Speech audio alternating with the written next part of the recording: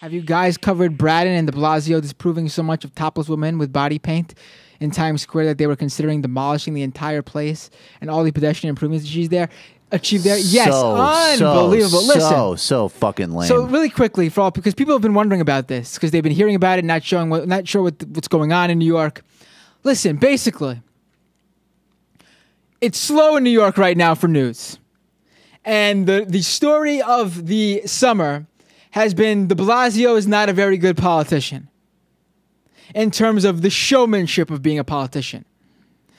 When there was a shootout in Staten Island with a gang member, and apparently a firefighter got shot. It was the first time a firefighter was shot in I think it was 20 some odd years. And he survived. It was he was shot in the leg. And de Blasio apparently stayed at the gym instead of rushing to the scene. Because, de Blasio was apparently going to rappel into where the gang member was hiding. And he was going to stop it or whatever. It's just dumb. Should he have maybe just for show gone there and left the gym? You can argue that. But that's been the story of the summer. De Blasio is terrible. He's always late to events. Blah, blah, blah, blah, blah. And apparently the Daily News, the New York Post, and all these other local papers picked up a story where basically tourists are complaining that there are way too many topless women in Times Square. How can I bring my kids? Blah, blah, blah, blah, blah. New York's not as family friendly as it's being promoted as. Yeah, come on.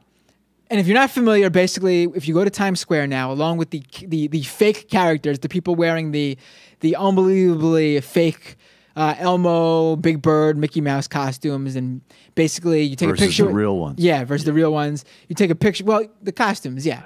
You take a picture with them. They ask you for money. Sometimes they get a little bit too aggressive. That is a problem, I guess. They fight with each other over their spots because certain spots make more money. And you sometimes see those viral videos of them brawling with each other in costume. And along with that, there's women who show up and they are topless, but they're wearing body paint. Again, in New York City, it is completely legal for men and women to walk around topless, even without body paint on. But these women wear body paint. And one of the issues, and I could agree if someone could argue with me that this is an issue where these women are really not, they are being forced to do this in some cases because they have handlers. The papers have been calling them essentially pimps, they're out there collecting the money for them or whatever. I mean, unless these guys are actually hiring these women fairly and just actually there to make sure that these women are not being fondled or molested in any way, I mean, I'm sure there could be a problem if these women are being forced to do it. But that all aside, again, really quickly. So the media here has ran with this story, and what's de Blasio going to do? He's been, again, bringing up his terrible mayoralship from this summer. And so Braden goes out there and says if it was up to him, he would tear up all the pedestrian plazas in Times Square.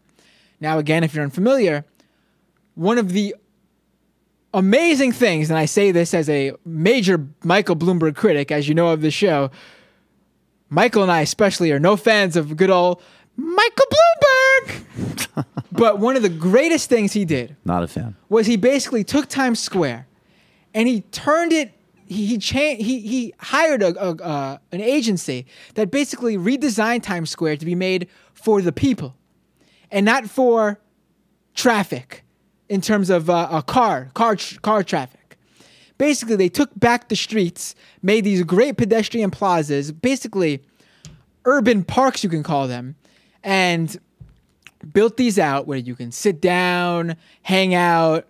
There's chairs, big plazas in the middle of Times Square.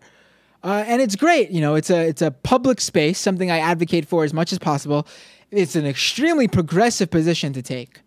Always good when there's more open, free public space for people. And these people are put before cars and traffic and taxis and businesses. And it's a crowning achievement of Michael Bloomberg's time in office. And in a way to combat these topless women being a problem, because there's too many of them now. Now, again, it's their right to be there.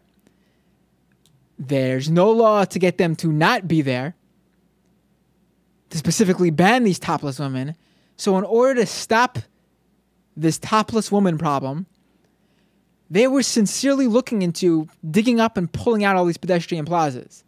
So basically, in order to stop topless women from collecting money in Times Square by taking photos with tourists, they were going to just stop everyone from being able to enjoy these plazas in Times Square.